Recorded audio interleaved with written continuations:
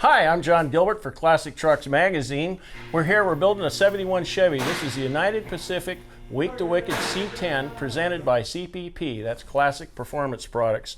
I have with me Danny Nix, he's engineer at CPP, and this is all the brake stuff that's going on the truck. What are we looking at here, Danny? So this is going to be a front to rear brake kit with the 14-inch front rotor, 13-inch rear rotor, 6-piston caliper up front, 4-piston caliper in the rear. Park and brake is built into the rear rotor assembly. We have the Hydrastop brake assist unit. This is a really powerful brake booster. And then this is new. Yep, the brand new X10 spindle. So this has got a sealed hub and bearing unit. You can probably see that. What's really cool about this is that you stay clean. You don't have to pack the bearings or set the thrust or anything. It just goes right in, and that's a done deal. It's already all done at the factory, so all you do is bolt this thing together. They work really well. It's on a late model vehicle, so it's proven technology. Like the late model trucks. Exactly. And we do them on 1/2-inch threads for the 5-lug and the 7/16 threads for the 6-lug truck, so that your lug nuts are going to match front to rear. And this is the exact same geometry as our modular spindle. So if you've been using our modular spindle and you have a performance brake kit that you like and you want to switch this over to the sealed bearing, which is a bigger bearing, it's a really big bearing in here.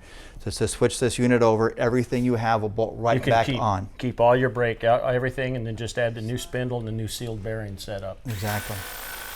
Okay, now front brakes. We're looking here. This is 6-piston. What exactly is this, the front brake setup?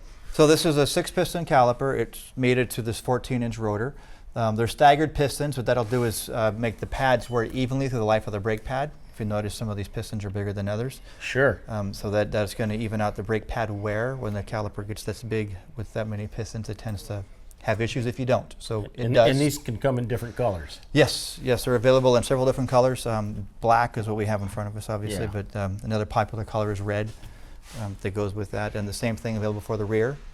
And this is 13-inch, 14-inch front, 13-inch rear. Right. But you could run a 14 on the rear if you wanted. If you had like a 22-inch wheel and you wanted to fill up the behind the wheel. So we have a 14-inch option for the rear as well, and it would go back into the 6-piston caliper.